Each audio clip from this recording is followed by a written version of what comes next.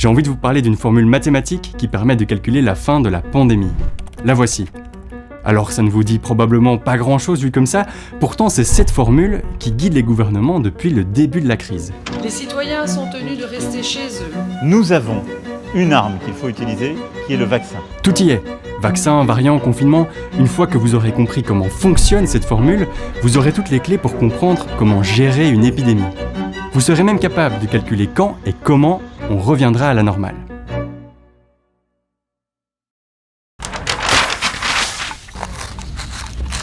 Bon, on est d'accord, sans contexte, cette équation ne veut pas dire grand-chose. Alors, on va se faire aider. Bonjour, oui, donc je m'appelle Catherine Linard et je suis professeure à l'Université de Namur. Catherine Linard est géographe de la santé. Elle va nous aider à comprendre comment gérer une épidémie à l'aide de cette formule. Regardons-la de plus près. Le R, ici à gauche, c'est l'objectif ultime. Si à la fin du calcul, il est inférieur à 1, on maîtrise l'épidémie. C'est aussi simple que ça. Mais encore faut-il y arriver. Alors comment ça fonctionne ? Pour mieux comprendre, prenons cette population fictive de 100 personnes confrontées à un nouveau virus. Oui, alors la première chose, c'est qu'on essaye de calculer le R0, donc c'est le taux de reproduction de base. La première chose que les scientifiques calculent, c'est la contagiosité de la maladie. On appelle ça le R0, et on le retrouve ici à droite dans l'équation. Ça correspond au nombre de nouvelles personnes infectées par une personne porteuse de la maladie. Imaginons par exemple une contagiosité de 2. Ça signifie qu'une personne porteuse du virus infecte en moyenne 2 nouvelles personnes. Ces 2 personnes infectent à leur tour 2 nouvelles personnes et en seulement 3 étapes, on passe de 1 à 15 personnes infectées. Mais imaginons maintenant une contagiosité de 4. En seulement 3 étapes, ce sont maintenant 85 personnes qui portent le virus. Plus ce R0 est élevé, plus l'exponentielle va être rapide. En quelques étapes, on peut atteindre un nombre de personnes infectées très important.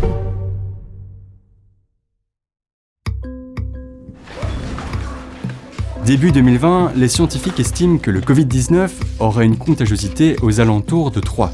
C'est un premier paramètre qu'on peut intégrer dans notre équation. Le R0, c'est la contagiosité naturelle du virus. C'est une moyenne. Mais cette contagiosité varie en fonction du contexte.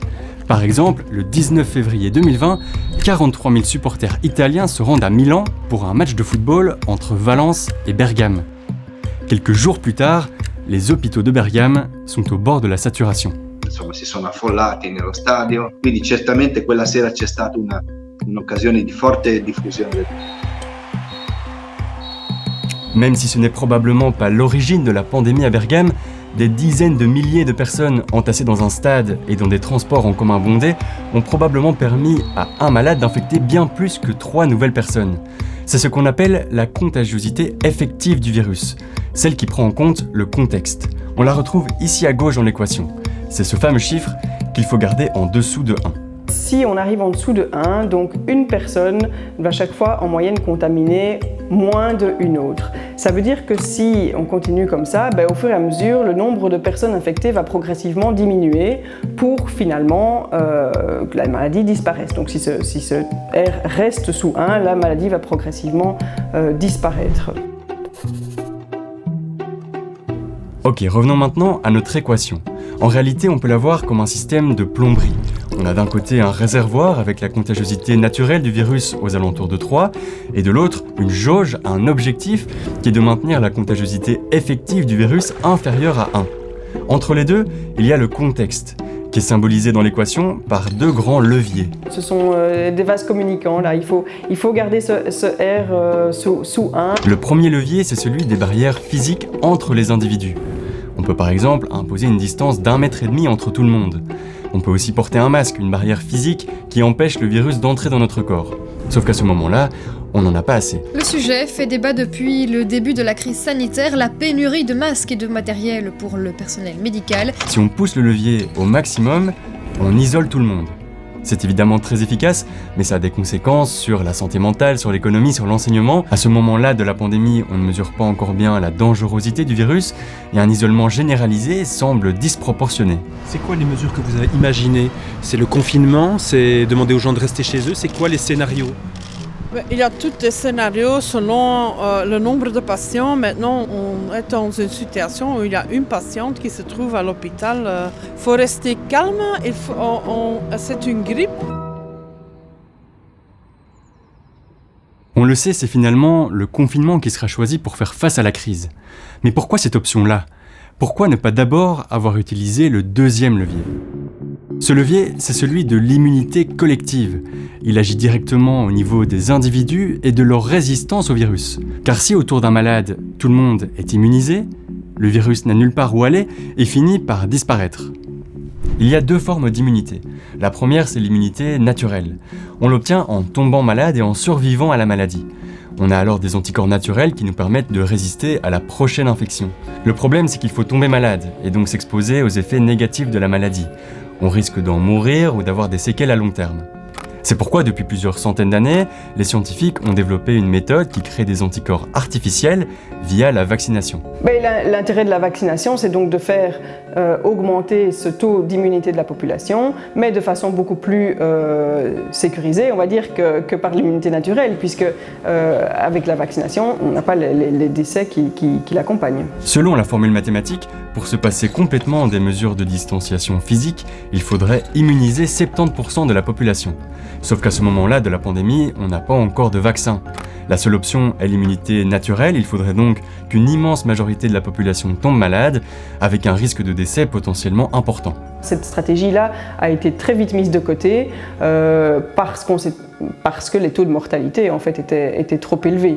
Il y a quelques pays qui ont suivi cette stratégie au début, c'était le cas de l'Angleterre, c'était le cas de la Suède aussi, mais les taux de mortalité étaient tels qu'on s'est vite rendu compte que c'était ingérable. Début 2020, les gouvernements se rendent compte qu'une stratégie uniquement basée sur l'immunité naturelle de la population est probablement trop risquée. Ils décident alors d'activer également le premier levier, celui des distanciations sociales. Les citoyens sont tenus de rester chez eux afin d'éviter un maximum de contacts en dehors de leur famille proche. On n'avait pas le choix à ce moment-là, il fallait vraiment protéger notre système de santé qui allait être très vite saturé. Comme on ne pouvait pas agir encore à ce moment-là sur l'immunité puisqu'on n'avait pas encore de vaccin, on était obligé alors d'agir sur l'autre facteur des limitations de contact. En parallèle, les États investissent massivement dans la recherche d'autres solutions, parce que le confinement ne peut pas durer indéfiniment. On cherche des traitements pour soigner les patients, mais aussi des vaccins pour les empêcher de tomber malades. 2 laboratoires ont annoncé la mise au point d'un vaccin extrêmement efficace. Les pourcentages d'efficacité annoncés pour les premiers vaccins sont jugés encourageants par les scientifiques parce qu'ils nous donnent un objectif qui semble atteignable. Avec un peu plus de 70% de la population vaccinée, on pourra lever les mesures de distanciation sociale sans risquer un retour de l'épidémie. Les premiers résultats sur l'efficacité vaccinale nous donnent une efficacité vaccinale de 95%, ce qui est évidemment une excellente nouvelle, qui nous redonne l'espoir justement à ce moment-là d'atteindre une immunité collective. I'm now confident that we will have sufficient doses to vaccinate 70% of the adult population in the European Union already in July. Des campagnes de vaccination historiques sont lancées à travers le monde, les moyens mobilisés sont énormes, en tout cas dans les pays occidentaux, et le 31 août 2021, l'Europe est vaccinée à 70%.